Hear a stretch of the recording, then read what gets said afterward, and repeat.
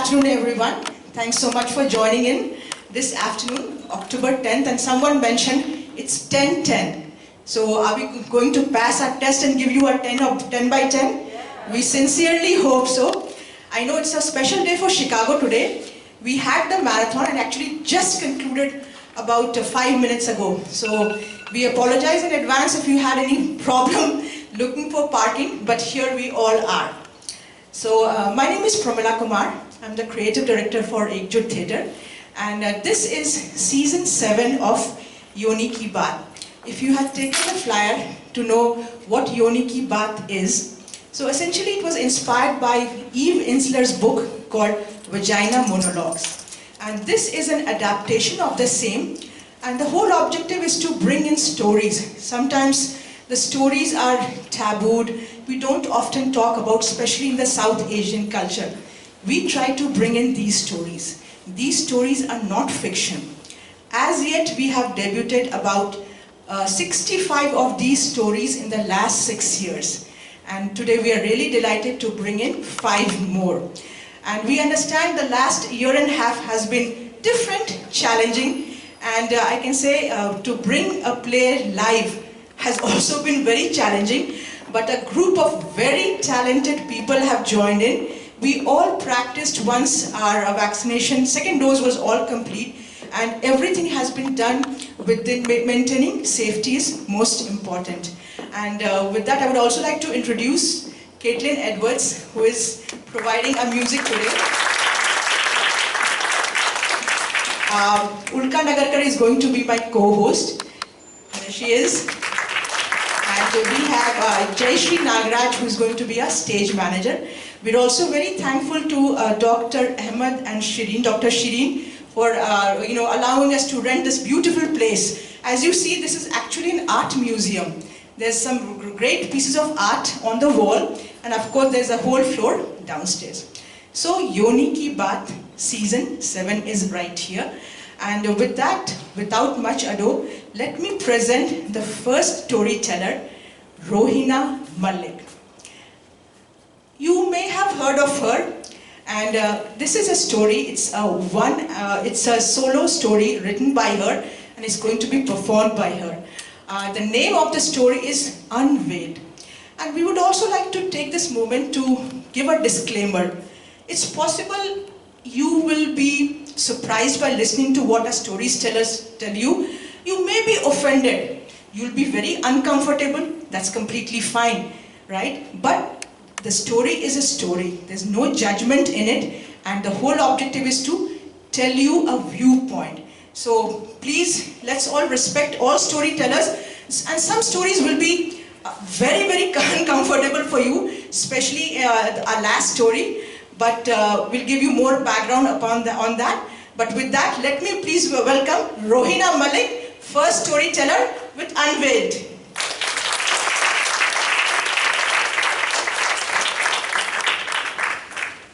Welcome, Rohina, and you need a mic?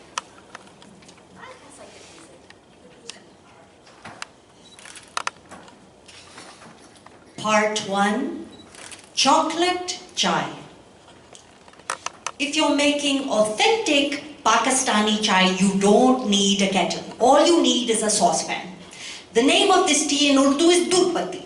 Doodh means milk, patti means tea leaves, and chai, as you know, means tea. Some people think putting a tea bag in an ugly mug and sipping it is tea. I'm sorry, but that is not tea. Tea is cooked.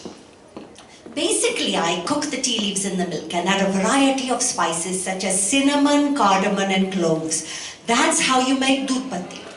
However, I have come up with another variation of Doodh Patti that I only make for special occasions. You see, when I first got married, my husband and I had our very first dinner party, and we could not decide on the dessert. He wanted chai to be the dessert, and I wanted something with chocolate. I kept thinking, chai can't be a dessert. Then the word fusion came into my brain. I decided to melt the finest chocolate into the chai, and that's how I invented chocolate chai.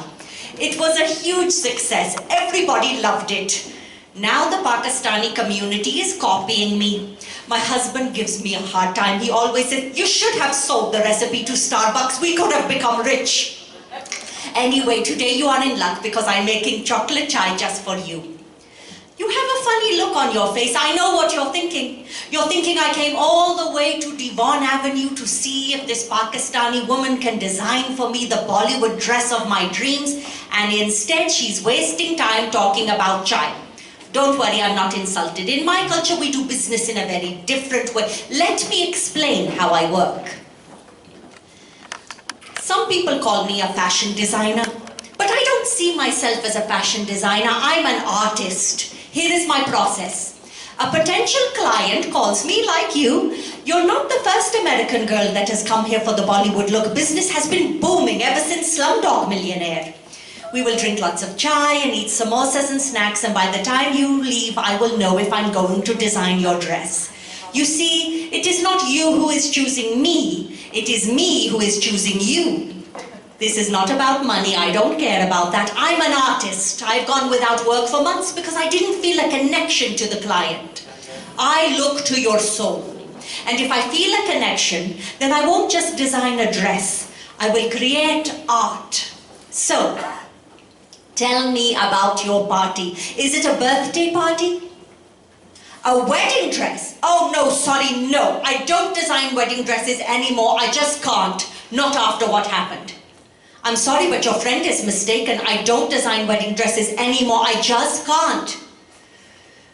Look, try to understand. The last wedding dress I designed was for Leena.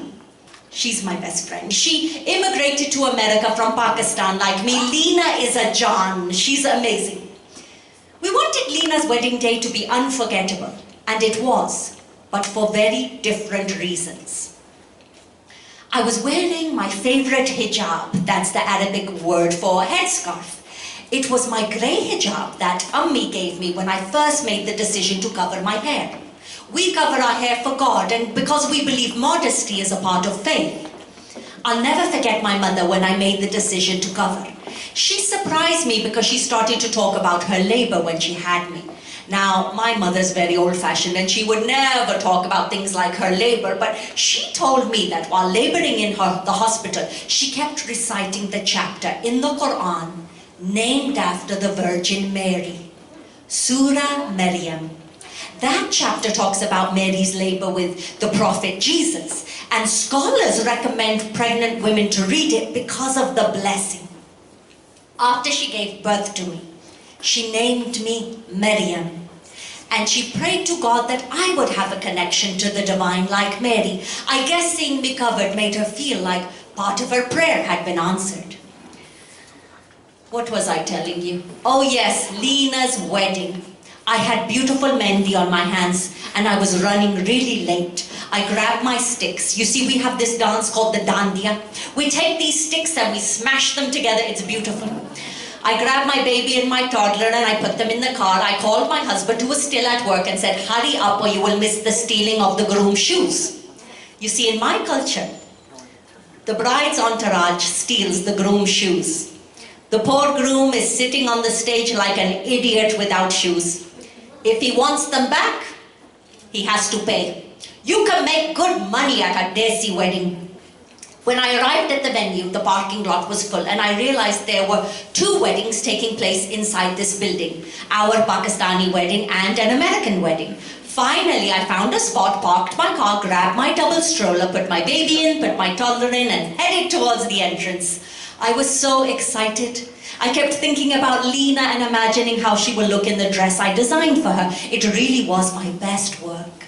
As I got closer to the entrance, I noticed a man and a woman smoking cigarettes, and I realized they were guests from the other wedding.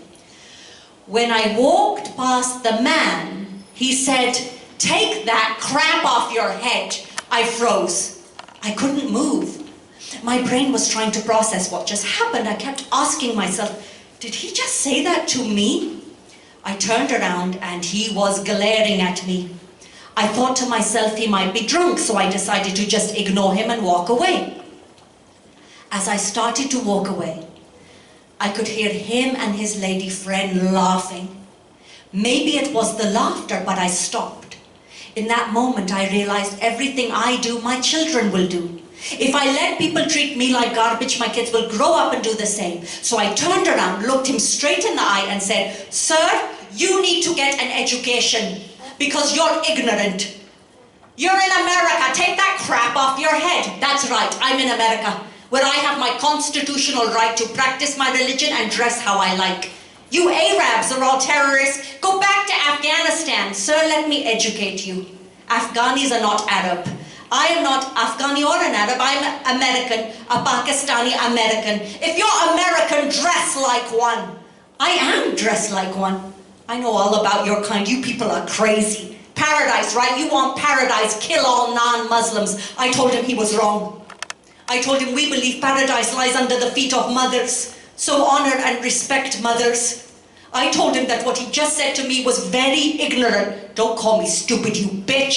He charges towards me with his fist getting closer and closer to my face. All of a sudden, his lady friend pulls him back just in time. "John, no! She's not worth it." I spent most of my best friend's wedding at the police station. I missed the stealing of the groom's shoes. I missed everything that was important to me. This man thought it was okay to swear at me in front of my children. He thought it was okay to physically attack me in front of my children. That's because in his eyes, I was not a mother, a wife, a daughter. I was just a Muslim, a terrorist. I was not human. Do you know what it feels like to be treated like you and your children are not human? I do. I haven't been able to design wedding dresses since that day. I just can't. And I didn't want Lena to find out what had happened. I mean, it was her wedding day. And I wanted everything to be beautiful, but she found out. Everybody found out. Lena hugged me, handed me dandiya sticks and said, "Dance with me."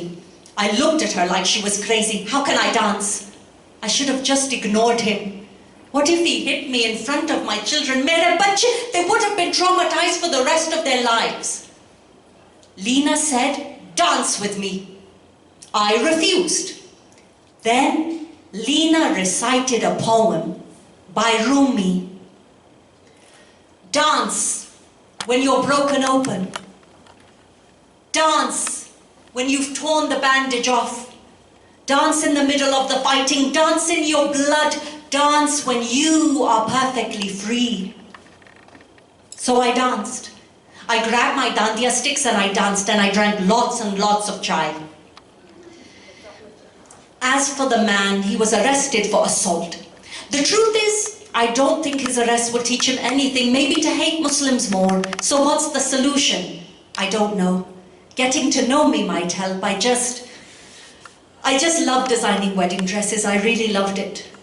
I can't believe I've let that horrible day stop me from doing what I love. I mean, everything I do, my children will do. You know what? I've had a change of heart. I will design your wedding dress and you're in luck. Some fabric has just arrived from Karachi. It's a dirty peach with a touch of gold. It's beautiful. Let's celebrate with the chocolate chai. You know, the poets are right. Rumi is right. Dance when you're broken open. Or, as my Punjabi father would say, Nach Punjaban Nach.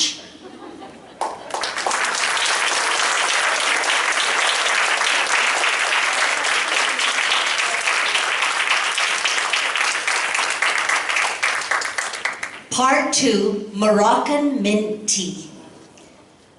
The judge has denied defendant's motion to dismiss, and we are proceeding to trial with this case.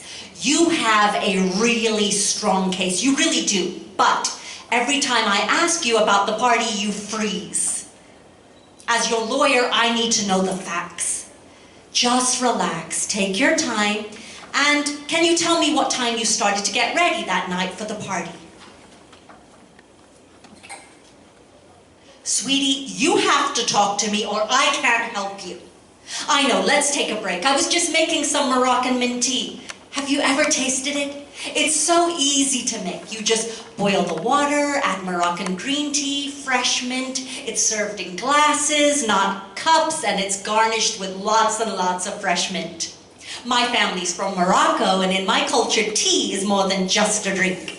It's a symbol of friendship, tradition, and hospitality. We are a culture of storytellers, so I'm going to share my story with you. You see, I know your pain. I know it because I've lived it. My story is about an orange. I was about your age at the time, and I was taking classes at the local community college.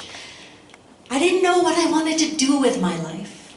One day I came home from school and my father's friend's son, Hassan, was visiting us. I knew exactly why Hassan had come, and I was not happy. Instead of sugar, I put salt in Hassan's tea. I wanted to let his taste buds know that I was not interested. After he left, my Baba had a little chat with me. Noor Habibti, you are no longer little girl. In my eyes, you will always be my baby, but mashallah, you have become woman, and woman need husband. I invite Hassan because I think he would make excellent husband for you. Mom, did you know about this? But he's beautiful. But I don't like him in that way. I'm not being mean, but Baba, he's a little bit overweight. He's a bachelor. That's why he likes fast food. Don't worry, I will write in the marriage contract, must lose weight. But Baba, he's boring. Boring? What are you talking about? I love your mother and she is so boring. I've known his father for 20 years, but I love Joe. What did you say? Ya Allah, what did you say? She says she is in love. Who is this Joe? Answer me, Noor. A boy from school. Is he American? Yes, Baba. Is he Christian? No, Mama. Is he Jewish? No, Mom. What religion is he? He's a Muslim. Tell us everything. We want to know every detail. Okay. I was taking a class at school called public speaking. I was walking down the hallway and a group of boys were following me. They were calling me a towel head. One of the boys started tugging my hijab. He almost pulled it off. I tried not to cry, but I couldn't stop the tears. Why didn't you tell me? Baba, just listen. All of a sudden, this boy appears, and I thought he was friends with them and was going to join in, but instead, he makes them stop. He was so beautiful and kind, and then all of a sudden, he speaks to me in Arabic. He says, Ma ismik, and I said, Noor, and he even knew that my name means light. He told me he converted to Islam 5 years ago. I asked him what made him convert, and he said, an orange. The color orange or the fruit? The fruit. What kind of idiot converts because of a fruit? Baba, just listen. He told me he was in a very serious car accident. It's a miracle I survived. I really should be dead. In the hospital, I was eating an orange and a candy bar. As I ate the orange and the candy bar, I began to think how similar they both are. Both are sweet, both come in a wrapper, both have segments. The candy bar had nuts in it. The orange had seeds in it. If I threw the candy bar away, it would just decompose, but if I threw the orange away, it could turn into a kind of orange factory, an orange tree.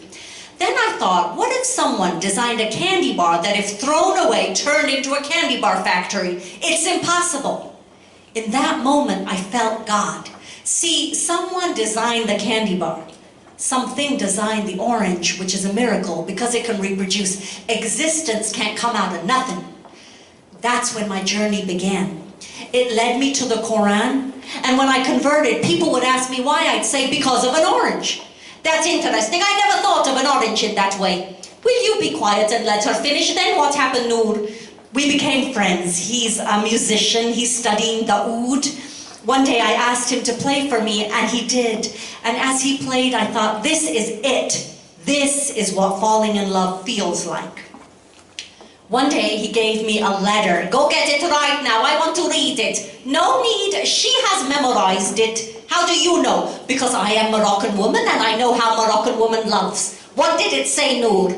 It said, Dearest Noor, I'm writing you this letter to let you know that I'm in love with you and I want to marry you. I will be coming to your house to speak to your father. I hope you will say yes. Sincerely, Joe. I like how he mentioned asking my permission, but he is not from our culture. You will lose your culture. I cannot allow it. No. No, Baba, please, I love him. We will do what our beautiful religion tell us to do. Listen to your mother, she is right. The religion tell us, when two people like each other, get them married quickly. What? God does not care about nationality. God care about deen and good manners. This boy, he have good religion. When we meet him, we shall see his manners.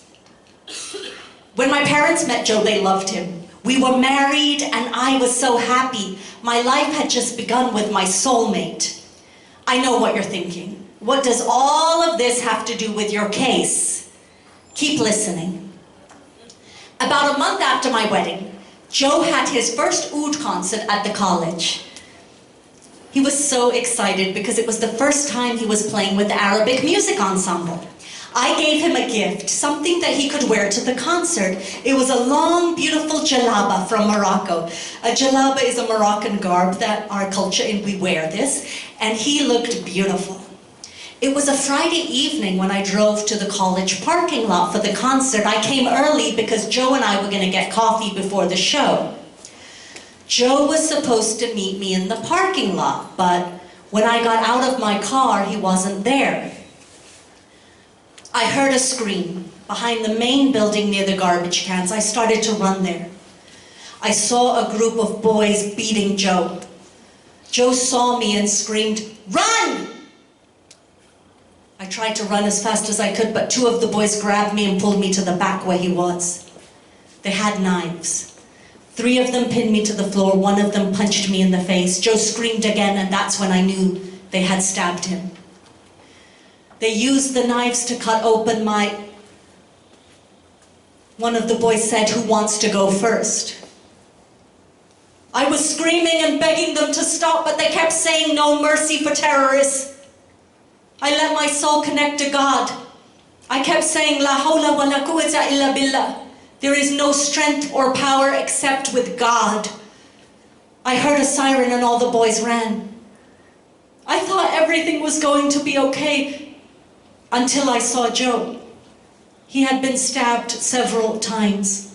I tried pushing my hands on the wounds, but the blood was too much. He was shaking and he was saying something. He kept saying God's name over and over again. He looked at me and said, "Noor, next to you. It's not human." I knew it was the angel of death. Joe said the Shahada, and that was the last thing he ever said.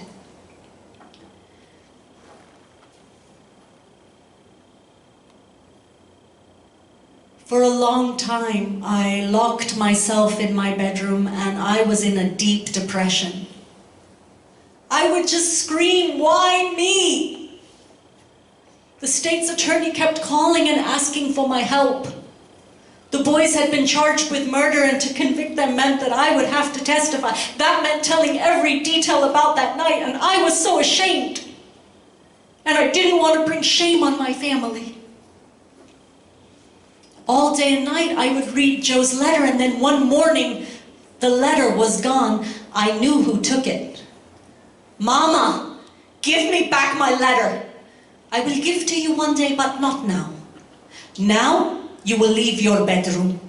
Now you will meet with state's attorney. Now you will tell judge everything. There is no shame in the truth. There is only shame in silence that protect rapists, silence that protect murderers, and one day you will stand before Allah and answer for your crime. Yes, Noor, silence is sometimes a crime. Never say, "Why me?" Instead ask, "What for?" After she left my bedroom, I sobbed on my bed for hours. I don't know when it happened, but I fell asleep and I experienced the ilham, the inspiration from the divine. I saw Joe.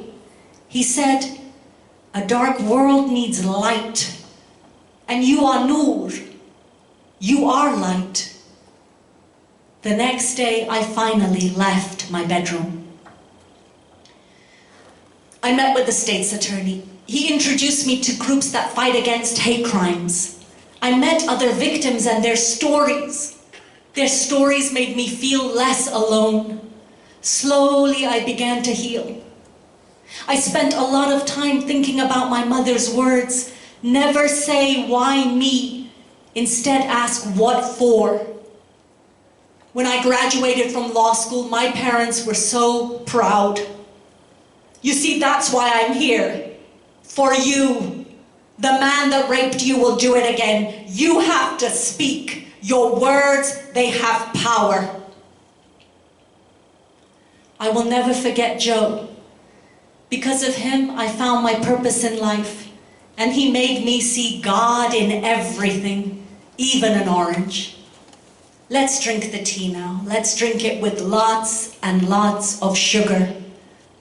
You have tasted the bitterness of evil. Now, taste the sweetness of hope. Thank you so much.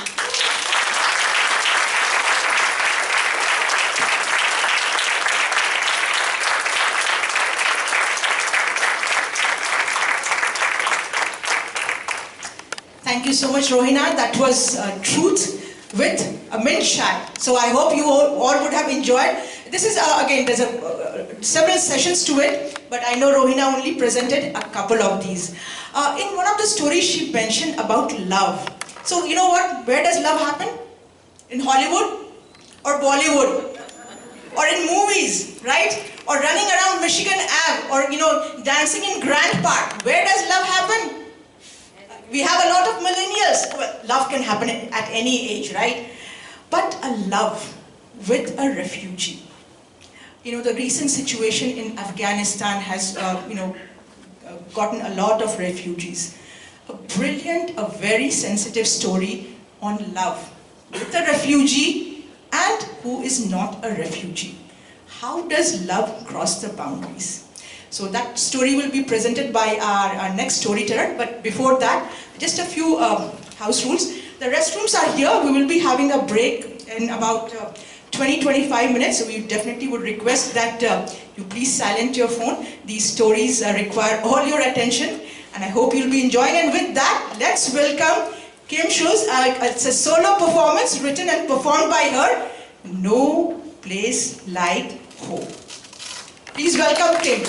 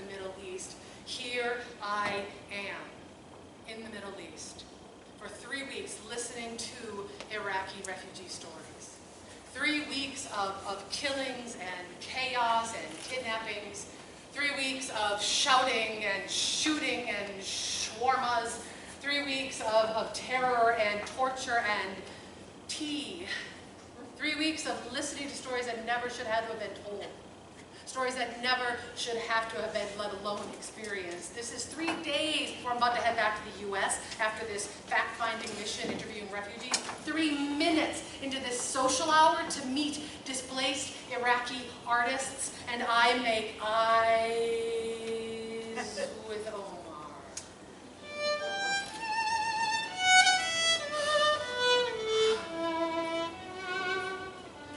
He's so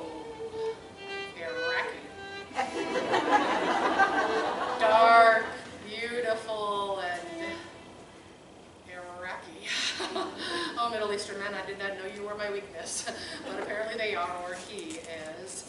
And he is looking at me with those dark brown eyes, and I look at him and I wonder if he thinks that I'm a heathen, hair-showing Western slut. Apparently not, because we eventually move to each other like magnets, like peanut to hummus, like inevitability. Omar, I'm Kim. I know, he says. He looks at me. How does he know? Is he the man in the grounds? Oh, sorry. Okay, go back. So earlier in the day, I'm meeting with yet another Iraqi refugee family whose lives have been devastated by the U.S. invasion. When it is mentioned in passing that the elderly grandmother reads coffee grounds, I slam the last of my coffee. A reading from a gifted, future-seeing, fortune-telling Babylonian old person? Like I'm gonna let that opportunity bypass me by? Grandmother looks at the grounds, and she speaks in Arabic. Of course. Arabic. Translate! There is a older member of my family, male, who is sick. My grandfather was just admitted to the hospital. He's okay, but oh, she's good. I tell you, she's good. Arabic.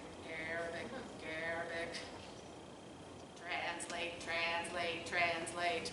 I will come into money? Sweet. Arabic. Translate!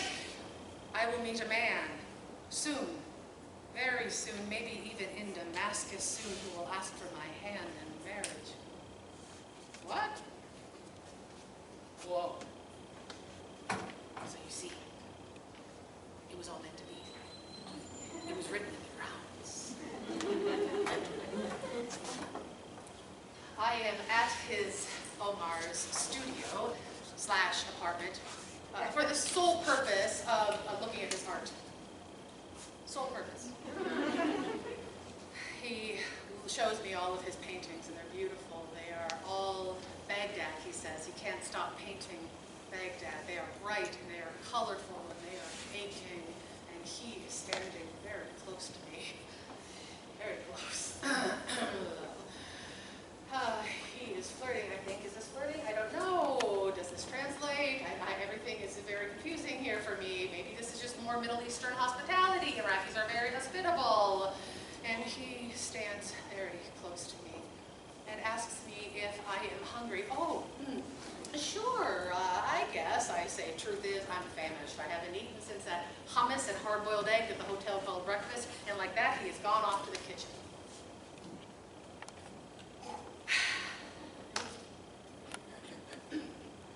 Wow, this place is pretty big. What are there, like 3 bedrooms here? Damn, it's more than I got. Good. Oh, his couch is broken. Bad. He has a balcony with a view overlooking the old city of Damascus? Good. He only has a hot plate. Bad. Nobody has a laptop. Good. He has no shower curtain in the bathroom. No, that's not bad. That's just weird. Why is there no shower curtain? How does water not go over? I don't understand. Seriously, why would water not go all over? How does water? And Omar is back in the bathroom with me. I like your bathroom, I say to him. He brought me tzatziki and a beer.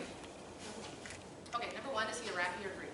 Number 2, beer. Thank you, Jesus. Number 3, a cucumber? I'm so hungry I could eat a camel, and he brought me a cucumber. Okay, sorry, go back. So earlier in the trip, I met with a man who I was riding on his camel, a Bedouin man who happens to live in a cave, and he offered me 100 camels for the privilege of marrying me. 100. Paid to my mom. Is that a good price, do you think? It seems like a lot. I mean, what would I do with 100 camels? Anyhow, I'm so hungry I could eat my worth in camels, but instead, like girls who like boys have done for centuries before me, I snack daintily.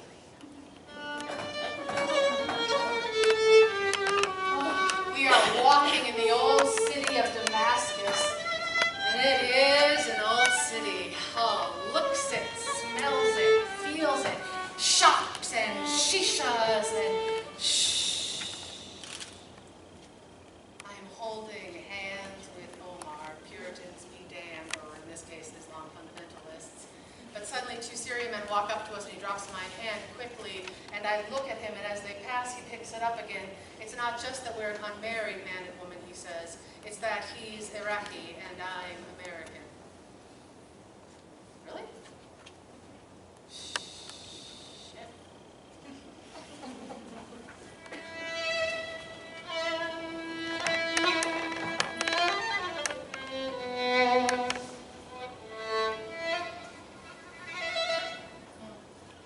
One of my favorite parts of this part of the world, called a prayer. Time to pray. We keep walking. He's set. We are back in his apartment now, and it is dark. And we are on the balcony overlooking the twinkling blue lights of Damascus below. They look like stars, I say. Nejum, he says. Nejum? Nejum. Stars. Perfectly lost. In both the blue lights and his brown eyes, I listen to his broken English. He travels back and forth to Baghdad as often as he can. He considers himself more Western than Arab. He watches American movies every night. He calls home every time there's bombings in Baghdad to make sure everything is all right. He has a best friend named Allah, not God, Allah, but Allah. And he thinks that I am Jamila. Jamila?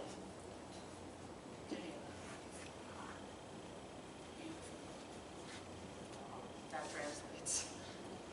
But, like Baghdad to his heart, his paintings lure me back inside, and I have to break this moment.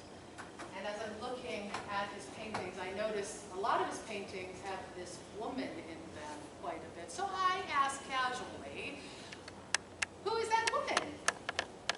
He says that she lived in Baghdad and that he loved her. Jealous, jealous, jealous. But that he never met her. Less jealous, less jealous, less jealous. He loved her but never met her. What? Apparently he wasn't allowed to. Her father was dangerous, something Sunni, Shia. I wonder what he is. Oh, I didn't ask. And now, as I try to sit on his broken sofa, the woman in the painting watches us as I tell myself, do not move, Kim. He will be aware that you are aware that his couch is broken, and he sits on the opposite, less broken chair, trying desperately to tell me something, that he felt a connection immediately, that meeting was no accident, that this was meant to be, but that he doesn't think that we are too different. No, he thinks that I think that he's a Bedouin man living in a cave. No. Maybe later when his English is better, he could, no, you're doing fine. But now he's not even looking at me. He's so nervous, attempting to speak his heart in his non-native tongue. Finally, the words stop. And he looks at me, not knowing, and I look at him, knowing. Then I kiss him, speaking my heart with my native tongue.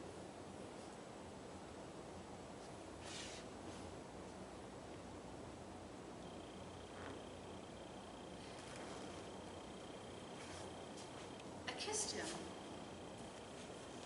because he could never kiss me first for so many reasons.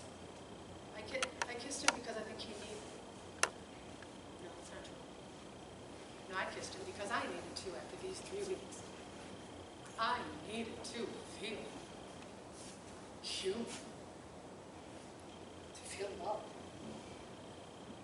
I kissed him not because he was Iraqi and I was American, or maybe because he was Iraqi and I was American. I kissed him because I had to do something.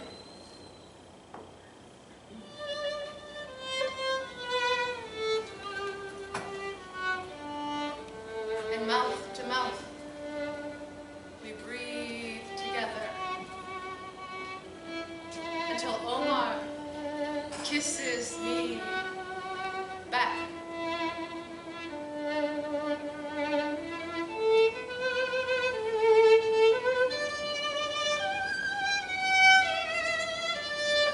No, wait. No, this is stop. This isn't supposed to be a love story.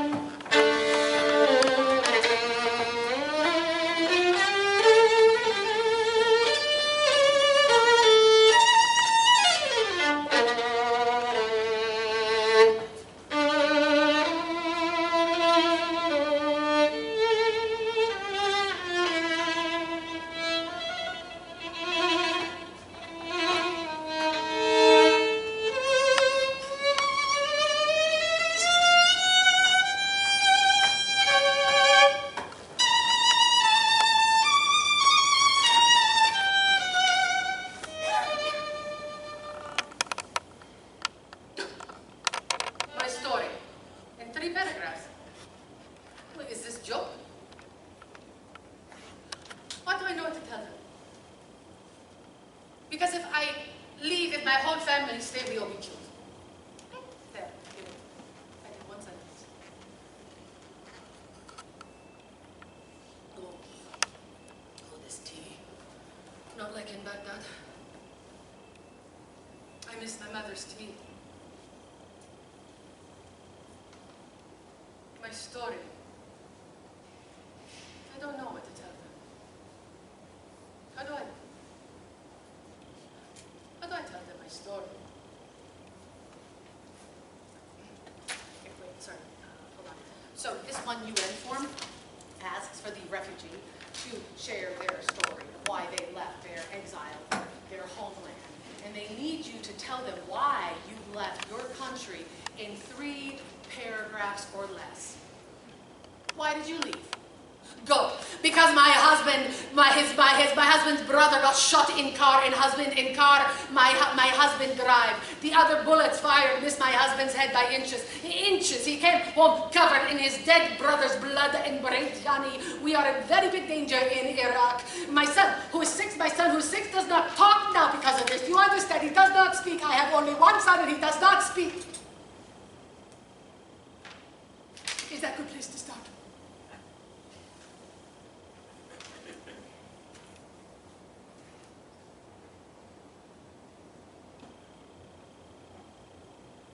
Husband, Yoni, he drive car for U.S. He worked for U.S. and his men. They come one day all in black. How do you say it? I mean, militia. They come up to him and they say, "Traitor, you work for U.S. You leave here, or we kill you." For 3 years we have no money, so we cannot leave. We have to live with these threats for 3 years. Do you know how long 3 years is? Every day, my son, Yusuf, and I, we stay inside, we not go out. Every day, we not go out, we stay inside. We are too afraid. There are bombings all the time, everywhere, bombings. And every time bomb go off, my son, Yusuf, he run and hide under his bed. Finally, we borrow money and we leave. Leave Iraq. We had to leave in the middle of the night. We could take nothing with us really, just some jewelry, a few of Yusuf's toys, and our TV.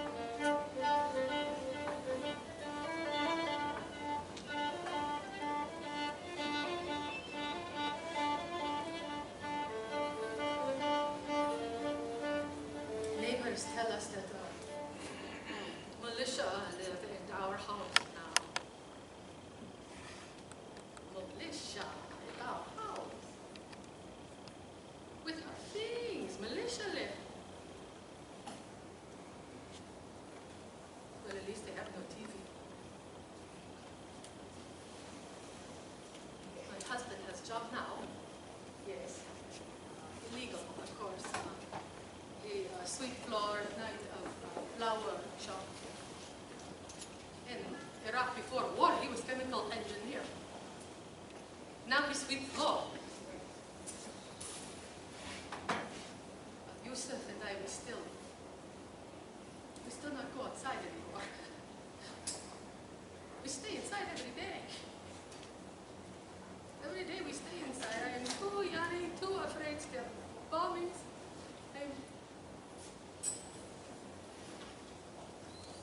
It is like prison here. We just move from one prison to another.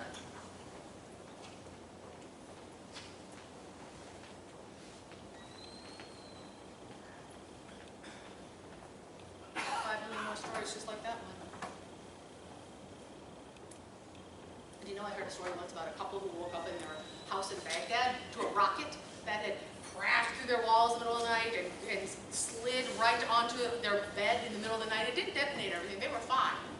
But a rocket. And they cut off 3 of my fingers. I begged them, but they cut off 3. I woke up one day, I opened my door, and there is a severed head outside. My children next to me, they are crying. They see, of course. Please, I only want to see my children. Can you help? One story worse than the next. I can't breathe. I can't breathe. No more stories. No more stories. Why is nobody doing anything? Do you listen to me? I can't breathe. No more stories. I can't breathe. Mouth to mouth. We breathe together. And Omar kisses me back. And for a moment, all the other stories vanish. The only story that exists is the one that we are writing together. I am in the stars with you, he says to me. Bijou. We are the same. Later, much later that night, far later than I probably should be in Omar's apartment, I am lying in the crook of his arm where we have discovered my head fits perfectly. And I am lying on his heart, under his art, looking up at him, and he is crying. Shukran, Kim. He says to me, thank you. You saved me.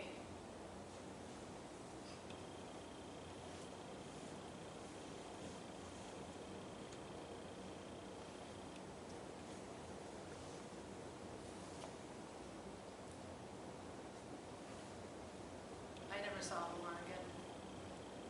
I went back. Returned home. Something he cannot yet do. Well, we stayed in touch for a while, but after a while, you know, just was either unwilling or unable. I said my unanswered prayers up to the stars every night, much like the refugees must do, waiting for salvation or something, but much like the refugees, nah, I got nothing. How does it all end? It's hard to say. It hasn't ended yet, has it? This was in 2009. In fact, it's only getting worse. Afghanistan is the latest. All around the world, millions of refugees are being created each and every week. And here in the U.S., we're often responsible. Maybe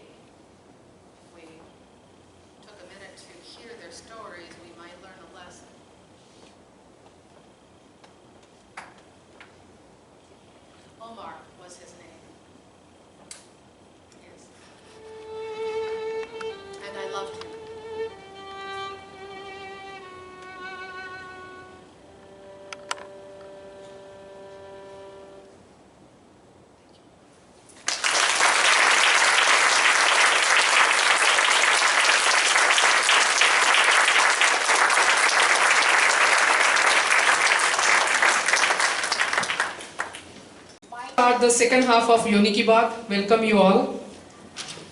The last play is written by Alisha Sheth. It is a short play about a hypercritical mother, Raksha, and her defiant daughter, Mukti.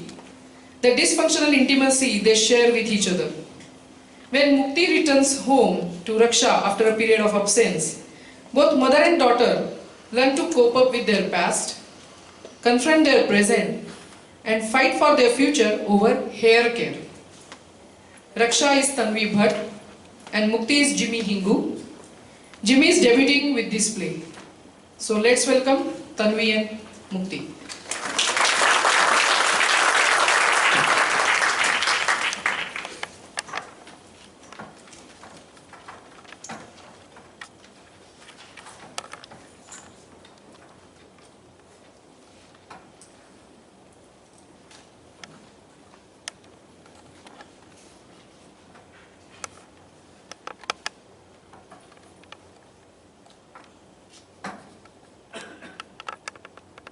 Oh, Ma! Is that really you? How did you get here? How did you find me? Well, two things. First of all, your hiding spots are very obvious. Kaipan, huh? Well, and? Huh. Right, you always leave clues. Whatever. So what kare che? Look all this hair all over this place. Huh, not a chance. Must be yours. It's you who leave your hair hanging like this. Huh? I do not agree. But, And do you know which kind of women leave their hair hanging loose like that? oh yes, I do. I know. You have shaved me about this only a gazillion times. Only ghost goddesses and geishas leave their hair hanging loose, beta. And you know what? I'm literally one of them. Come to think of it, what would that make you then? આ કોઈ ગીત છે વાત કરવાની? કોની પાસે શીખીને આવી છે?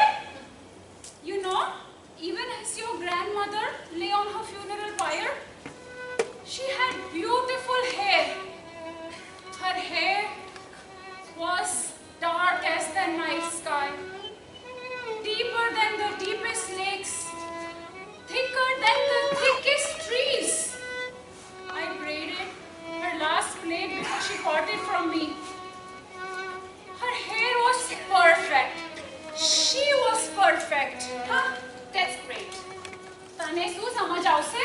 She will be so disappointed in you. Oh, thanks. That's what I was been dying to hear, Ma. Well, how have you been? Where have you been?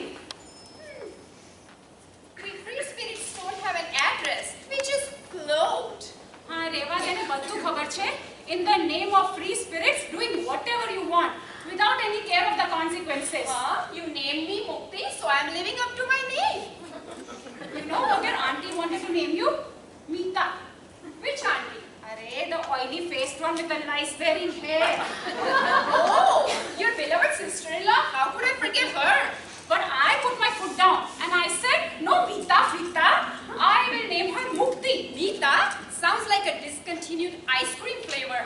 And look, now the joke's on me, paying the so-called consequences of this freedom. Huh? Duh. It's called freedom because it's supposed to be free for all and from all. રેવા દેને હવે માની મળવાનો time મળી ગયો. Where were you all this time? Wait.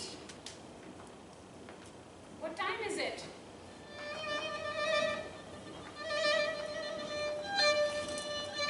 Come, beta, this. પથ્થર ફાડી દીધી છે વાળની. Stop. Look at the tangles. Stop it, Mummy. Go easy. Mani Sagri, why can't you just braid your own hair? Stop invading my hair. I just wanted to comb it. Is that sand? Have you been wearing some lice like your auntie? Huh? Lice isn't hereditary, right? વાળમાંથી હાથ કાઢ, That વાળમાંથી makes no હાથ કાઢ. sense. No, you let go. Bhagwan gave you such beautiful hair, you know, but you have no care whatsoever. If you can't manage long hair, why do you keep them like this? You know, I know so many unfortunate women out there, including that auntie of yours, who have to pay money to get wigs made, and still they have hair nowhere close to yours. Bhagwan Bhagwan gave you such nice, healthy growth, you know. Well, did you just compliment me? Huh? But I bet your hair has not been oiled in years. Look at the ends thinner than a rat's tail. Oh my God, never mind. Spoke too soon. I should have just guessed. Look how many knots are there, Bhagwan Anusu thase. Look. Teresa has mind of their own. They do their thing. Huh? Trisu? Yes, my hair are called Teresa. Acha. So, you have time to name your hair, but you have no time to comb them. Huh? And who in the right mind goes around naming their hair? Next thing you know, she is going to start naming her teeth also. Huh? Amba Ma surely forgot to give her some. You mean what? A mind or a mind of my own? You mean that Ambama gave me one and she forgot to give me the other? Huh? Surely didn't forget to give you a sharp tongue. You lose some, you win some. I'm losing it now for sure. And by the way, when you were away, were you renting your hair as Airbnb to the sparrows? Huh? I do not agree. And you know what? They too would have said, no thanks. We prefer some softer branches. What? I am so good with my jokes, I should have been a ball boy. Huh? Sugidu? A ball boy. What That rubbish. surely would have made you happy, right? Don't talk rubbish, okay? I practically begged for a girl child, and not to one, but three goddesses. Mahalakshmi, Mahasaraswati, and Mahakali. You know? Maangi ne mali chhe. I ordered flowers and coconut, and I climbed those steep mandir stairs every week for 9 months. And you know what? Then Bhagwan finally, Ambama, granted my wish, and you were in my arms. And you were as pink as the lotus. The same lotus I offered Ambama. And I prayed and I chanted, Jaya Adya Shakti, Ma Jaya Adya Shakti, Akhanda Brahmanda Dipavya, Akhanda Brahmanda Dipavya, Padve Pandit Ma, Om Jayo Jayo Ma Jagadambe. Wait, isn't this the arti that everyone sings during Garba too? Haish, she remembers something at least. I also remember the sound of prayer bells. Diyas, smell of arti, and diyas dipped into ghee to keep the flame alive. Akhanda Divo Kevayane, the eternal flame. The more ghee you give it, the stronger the flame. Stronger the flame. Nice. Huh? Tanish samajh aao usse. Yeah, you know our hair and this flame are equal. They never stop burning. We are the eternal flame. We are the undying flame. Our hair keeps the earth fueled. We are the most powerful force of nature. Stronger than the undying flame, our hair keeps the earth fueled. We're the most eternal power force of nature. Ma, how come our hair never burned with our bodies? They did. Come, sit. Did you just hear what I asked? I did. Oh my God, look at this. Do you feel it? Oh, I do feel something. What? The burning? No, it's itching right here on my scalp. Can you please scratch it for me? Narito, you ungrateful child. Ma, stop hitting Teresa. Are you having midlife crisis? No, I'm just being free-spirited like you. Hey, that's my thing. Your thing is to protect my freedom. That's what you're called, Raksha. I have protected you all my life, more than you have asked for. And look, now also I'm protecting your hair. Huh? No way. That explains my lush sideburns. What about them? Nothing major. Just to get your attention proof. Oh, it's just a silly little birthmark on both sides of my face. Everyone in my family has it. I swear. No, really. When did this happen? In the past life, all throughout the high school. Why didn't you tell me about it, beta? Well, because he always kept me comparing with oily face, rice-bearing auntie, which you literally hate. Array, so silly. I am just pulling your leg. You are beauty. You are fire. Don't let anyone tell you otherwise, okay? Not even me. Anyone, huh? Anyone would be fortunate to have you as a friend or otherwise. Huh. But think of it, your oily-faced, rice-bearing auntie has the worst sideburns I've ever There seen. we go again. What was that? Huh? What is that? Nothing. You did it? No, I didn't. Who do those belong to? They're mine. Be honest, out with it. They're mine. How is it possible? You did it. I No, didn't. no. I didn't do anything. Do these belong to them? They belong to me. They're mine. I saved it all this time in a box, buried in a secret place. Just like you would hide saved money in your blouse, I saved my hair because this is the only thing that makes me feel I still exist. Huh? Did you start becoming like me? Huh? The day I realized you were a diet. तू डायन तो तू डायन नहीं दिख रही. Look, now it's getting better. But see how much hair you've lost. Look what I found. હવે શું થયું? You know, I can hear your silences also. I knew your sounds before you even learned to make those sounds. Then you know what I'm about to ask you, don't you? Shoo, what? Don't make this harder, Ma. You know what? No, I don't know anything. It's all too confusing. Huh? I am just going to finish making your braid and then go to sleep. Mom, come on. No, I'm not going to let it happen. It will happen. No one is waiting for your approval. Is that why you have come here? To get me out of here? This is my house. This is my entire life. Was your house in the past life. It's not our home anymore. Look around. It's a ruin. It's gone. We must too. No, this is my home. I won't leave it. But But what if we stay? No one will sense our presence. We will just hide in the closets when the new owners get here. no, I'm not hiding anymore. But I have, what if, humans can't digest thick, dense, long chunks of hair like you have. It clogs their intestines just like the drains. I have a plan. We will haunt them and they will never come back here ever again. Mom, listen to me. We have to make a move somewhere else. Really? Why? Because the new homeowners, they do rituals, pujas and ceremonies to ward away the negative energy. A clean slate, a new beginning. Huh? Right? Is that what we are now? Negative energy? No. We are the most powerful force of nature. Remember? So, you were Nastic all this time, and now is the time to become a believer?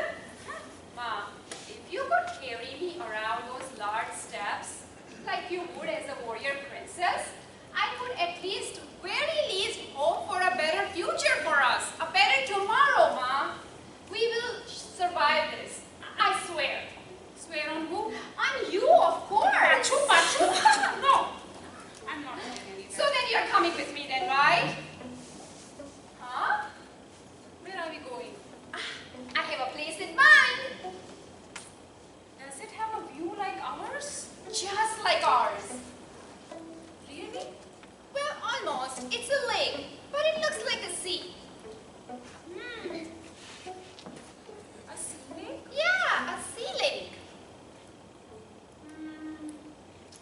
જોઈએ. But look, I am a true artist right now. I finished your braid and it's looking so beautiful. But I don't have a tie. Oh, I always carry an extra one hidden right here just for you. You know, one must always carry an extra tie, especially before embarking on a new journey. Ah, and what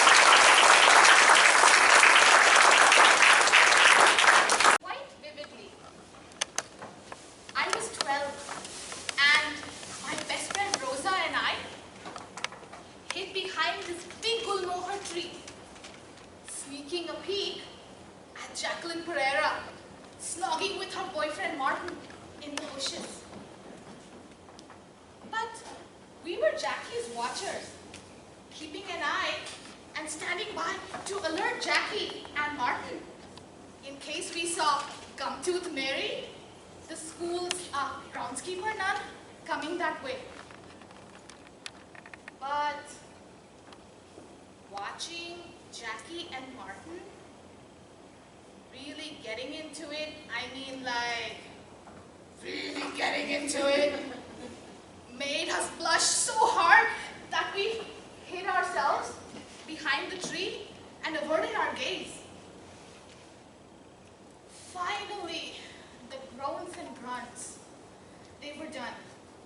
And when we looked up, we saw them walking away, hand in hand, without even a backward glance at Rosa and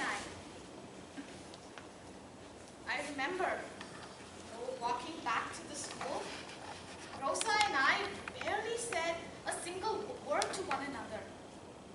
And although the scales of reverence for Jackie had like dropped from our eyes, at the minds just boggled at what she had done.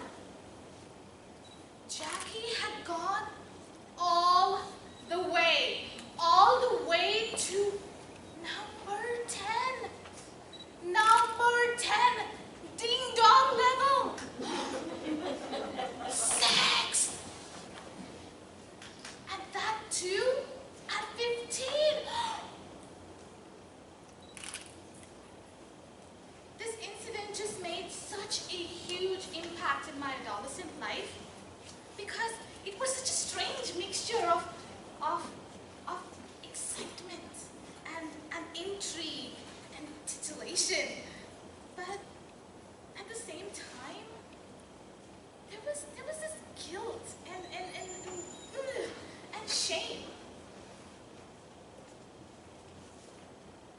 I never spoke about this incident to anyone because it was such a dirty act. And good girls from good homes did not talk about these dirty things.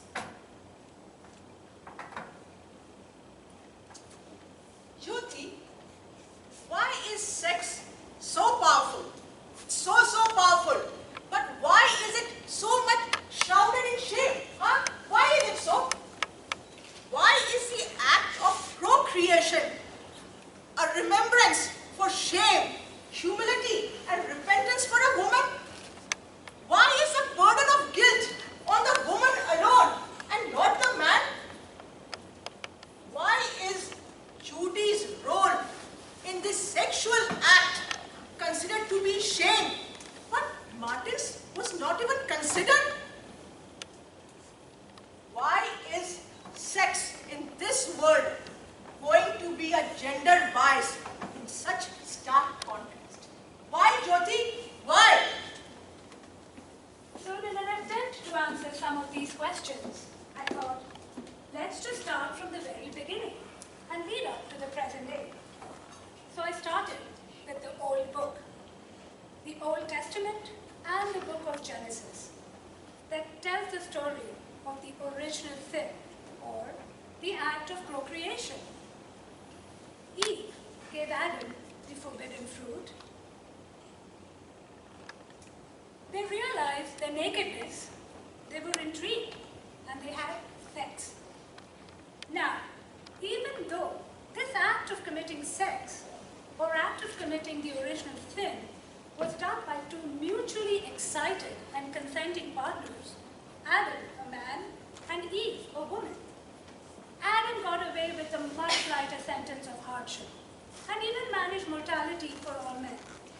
Whereas Eve and all womankind got the short end of the stick, with periods, childbirth, and male domination for eternity, all in the name of sex. The Hindu scriptures did not redeem women either. As it preaches in the Manusmriti, written by the great sage Manu, the progenitor of humanity, all women, when they are young girls, should follow their father. As they grow older, upon young women, they should follow their husband. And as they grow older, they should follow their son. But that a woman should never stop worshipping her husband as God.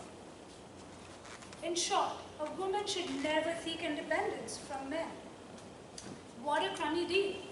No matter what age, caste, religion a woman belongs to, it's a total rip-off. It's like we are doomed from the get-go.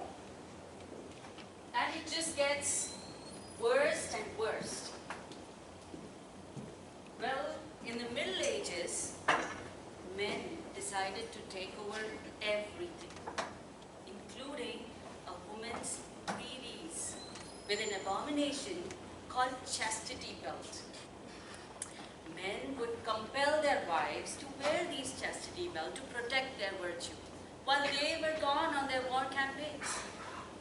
In reality, these chastity belts were an anti-temptation devices to curb a woman's sexuality and of course to protect the legitimacy of their marriage and offspring. Wherein men, they never felt the need to protect their chastity with an iron underwear. Well, they would force their wives to put on these belts while they were on war crusades. In some 18th century medical journals, it's documented that masturbation by adult women or adolescent girls would lead to some kind of physical or mental disorders. And hence, they were all locked up in mental institutions or were forced to wear these chastity belts. You would think that by 19th century, with all this revolutionization and modernization, things would have changed for women. But we have evidences where women today, they choose to wear these chastity belts with their own will. Only this time, they do it to protect themselves from rape and molestation at workplace. Looks like this modernization really forgot to modernize women's position in society. A woman's virginity is just one of the many ways in which patriarchy is exerted. It is a way in which her sexuality is controlled by the men in her culture. As though her sexuality does not belong to herself, but rather to her future husband. The bedding or the blood ceremonies, which is practiced in many cultures, right from the Middle Ages to the present times, is a classic example of this. Virginity tests are conducted because there is a very high value attached to being a virgin. A virgin bride is prized as untouched, unsoiled, thus considered pure. Wedding ceremonies which are practiced as part of the virginity testing for a very long period of time is designed to generate proof that a woman's sexual encounter with her husband on the wedding night is her very first sexual experience. Blood on the sheets, therefore, demonstrates that her hymen was broken on the wedding night. But does the society care about a woman's anatomy? A woman's hymen, by the way, can be broken as a result of many other physical activities other than sex. A woman may not have had sex before, but may nonetheless not bleed during her first sexual encounter. But the society doesn't give a raving ho-ha-ha about that. And mind you, the punishments for failing these virginity tests are grim. It largely depends on the country or the culture, but it ranges from the woman being completely abandoned by her family, or divorced by her husband, or to the extreme end of the spectrum, where she can face corporal punishment or even death. A telling feature of these blood ceremonies is society's preoccupation with female virginity. Interestingly, male virginity, on the other hand, is neither prized nor expected to be proven. This gender double standard reflects very strongly on the lack of status of women in our society.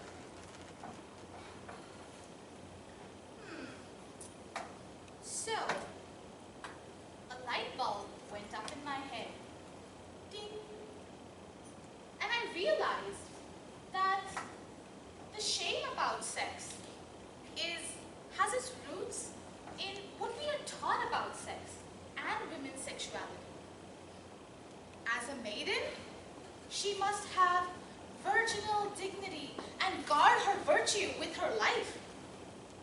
As a married woman, she must be bonny and buxom, at bed and at board, be obedient to her husband and give in to his desires when he demands it, whether she wants to or not, and get raped night after night to fulfill her marriage vows, but curb her own desires for fear of being oversexed.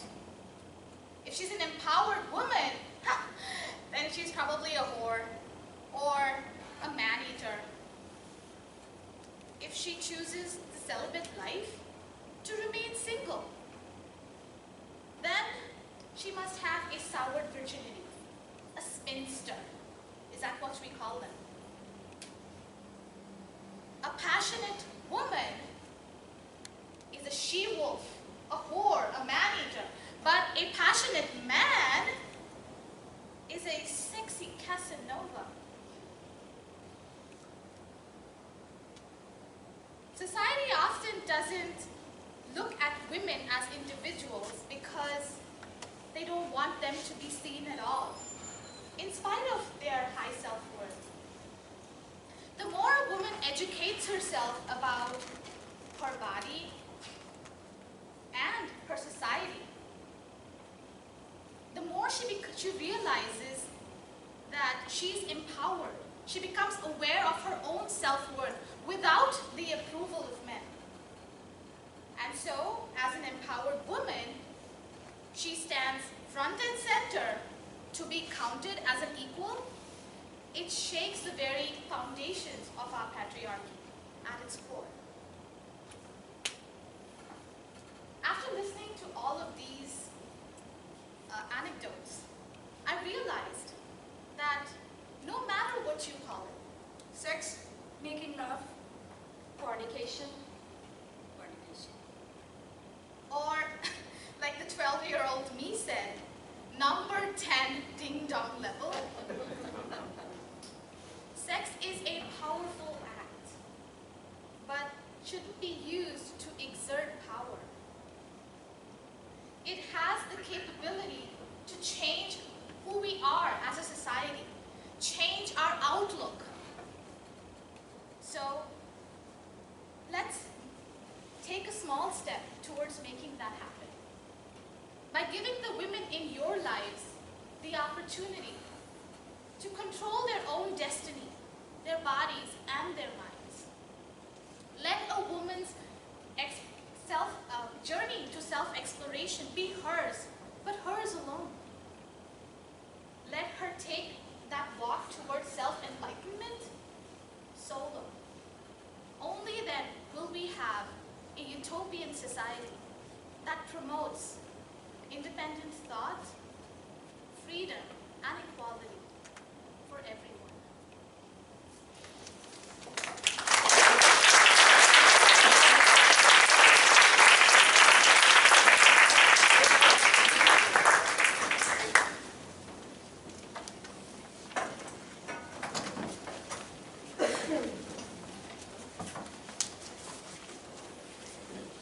The story Just Stage is written by Jyoti Rao and is titled What is in the Name? What's in the name for sex? Controversial and taboo. What other names are for sex? The actors were Roshita Mishra, Jyoti Rao, Nidhi Sharma, Rashmi Narsana, and Promil.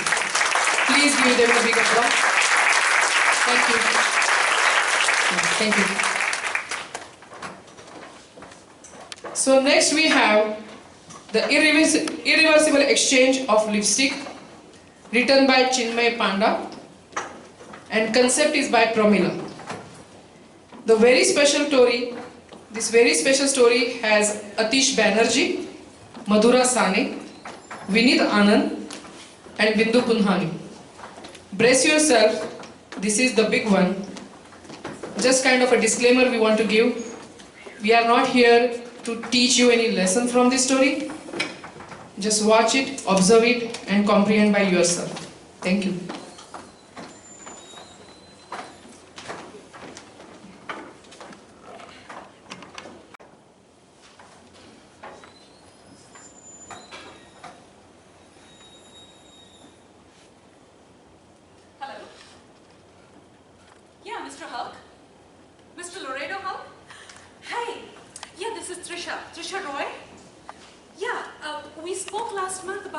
exchange of the magenta mesmerizing lipstick? The exchange, yes. I got a text today that I got it delivered and it's going to be dispatched today, the exchange. Yeah. Awesome. Yeah, no, we are all set. What time? 7:30 p.m. Perfect. Sure. No, we will be expecting. Thank you. Thank you so much. Oh my God. Neeru! Neeru, baby!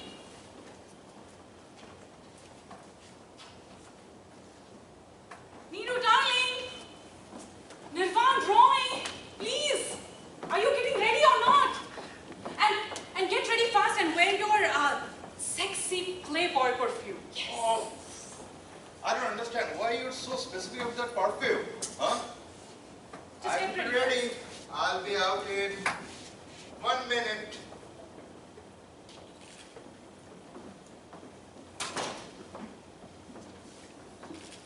First of all, I don't understand why I'm so dressed up tonight. Are you expecting someone really special today? Why don't you just get married to that phone? Can you please keep it aside for some time? Hold on. Now this phone is going to be out of your sight and mine too. Okay. Wow! Look at you! You are looking beautiful today. I mean, you look beautiful every day, but man, today, you are looking drop dead gorgeous today. Stop flattering me, okay? Tell me what is missing in today's decoration? I mean, it looks fabulous. I mean, it looks great. I mean, who can find any fault in your artistic imagination? You are always top of the trend and style. You are the trendsetter, baby. You are the best. Neeru, you're not helping me here, okay? I mean, yes, I agree with you. It is looking handsome and beautiful, but there is something missing. I know, I feel it. I want today's look to be so captivating. It should spellbound our guests. I don't understand why all this fuss about this decoration, arrangement, dressing up. What's going on tonight? Neeru, questions. There are two things you're really good at, huh? Questions and your work. Well, I'll answer this question for you. Yes, it is going to be a flabbergast. A flabbergast? Yes! And an alluring surprise. Mark my words. It's going to intensify our romance to the next level. Intensify our romance? Yes. There's nothing wrong in our romance. I mean, we are a very, very happily married couple. And we are known for this in our town, Lauderdale. That's just society shosha and social media have, stuff and Insta captions and hashtags. It's all for that. But Neeru, think. Are we really happy inside? And so, Have you realized? We've lost that, our love has lost that desire, that passion, I don't think so. that energy. I don't agree with you. What are you talking about? Neeru, mystery. Mystery creates hysteria of love. And our romance has just lost its mojo. No, not at all. Recollect our first honeymoon, where you and I were stuck in a small hotel room for 5 days straight. We don't even bother to step out of our room.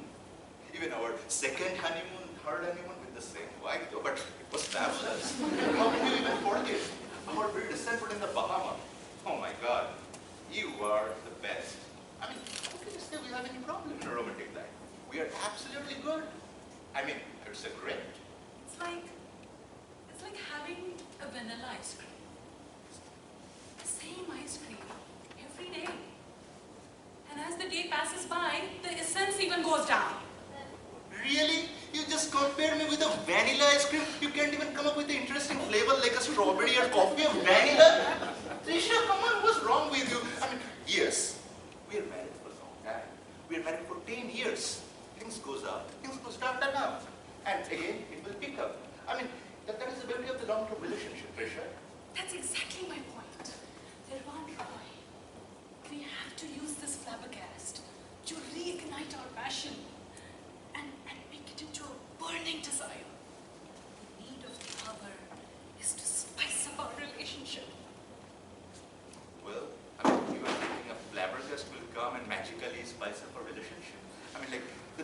someone from the outside will come to spice up our romantic relationship. What's wrong with you? Okay, do you know Mittals and Deras? The couple that lives on the Cherry Lane, 1420, 1430 house number. That couple is this flabbergast. They have, look at their lives, they've changed their lives in 40s. Look at that romance. If they can do it, why can't we? Oh my God. So you made up your mind that you will be expecting someone will come and magically change everything for both of us. Come on, what's wrong with I don't get it. I don't get it. We have tried everything. Okay? This is the need of the hour. I mean, it is helping a lot of couples in their 40s to reignite that passion. Come on, please, trust me on this one. Just jump on the wagon with me. Alright. So who is this flabbergast who is going to cast this magic spell on us? Now you ask me. It's Mr. Hulk. Mr. Laredo Hulk. He's the messiah of Laredoville. His Insta handle says he's the intimacy facilitator. Yes. And I saw the reviews. They are more than 5 stars and services are very effective, mind you. I saw the exchange and I ordered it right away. So, how much did you exactly pay for this service? It's a little expensive, just $4,500, but it includes taxes and additional charges. Oh my God. $4,500 to spend for this service. Come on, can you just opt it out? Hell no! It's already got dispatched and going to be delivered tonight at 7:30 p.m. Please, Vinu, come on. Okay, what can I do? So... Just don't overthink, okay? Take a back seat and let the adrenaline rush. Mystery. Nirvan Roy, mystery creates titillating interests. Trisha. I don't feel any rush. What I feel a strong apprehension that something terrible is going to happen because of your mind. I think they're here. Okay, just don't overthink. Just trust me on this one. Just relax. Take a back seat. Don't overthink. Okay? I don't trust you. Oh, please.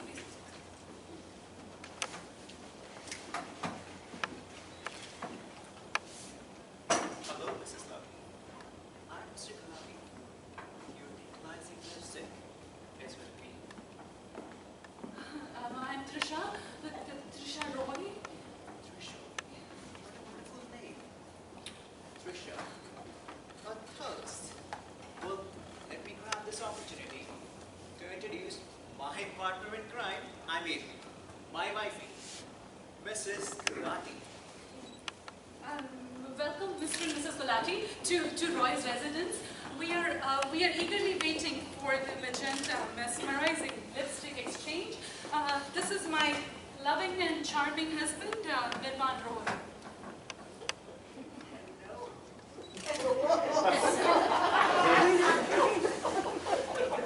Hello, Mrs. Gulati. Welcome. Hello, Mr. Gulati. Wonderful to meet you. Well, it would be wrong if I don't cherish the tantalizing atmosphere of this room. It would also be wrong if I don't admire the sensual touch you brought to your attire. I adore all types of lipstick, but yours is uniquely flirtatious. Do you always flirt with others' wife like that or something special tonight? Some drink or something? Don't mind, he's just very overprotective of me. I'm good. Let me ask you one thing, sir, before you go. What kind of work you do?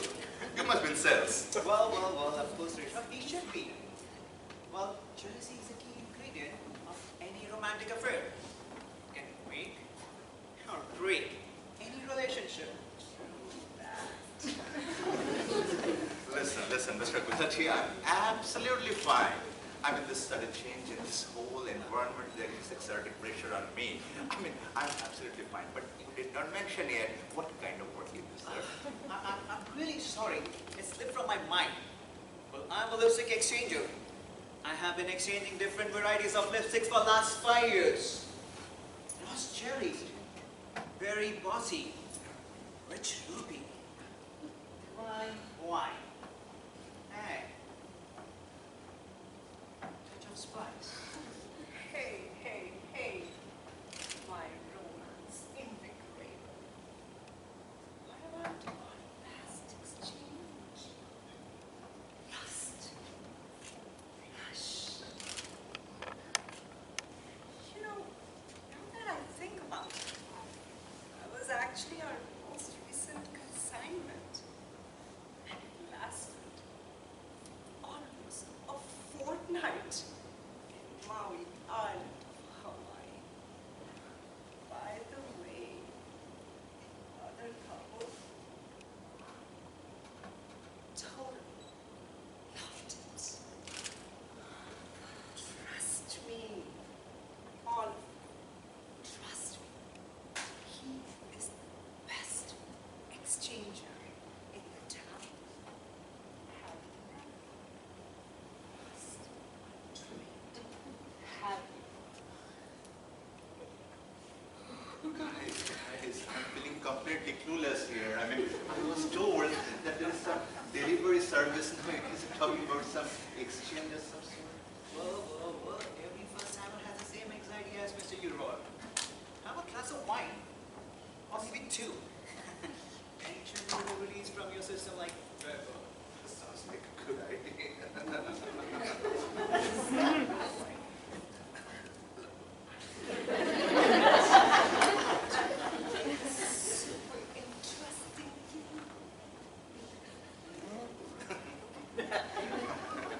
Sure, why not? Why not? So, Game? She's a game. Yes, game. It's a game for couples. Escalate your desire from mild to wild. It's conscious. Okay. Oh my god.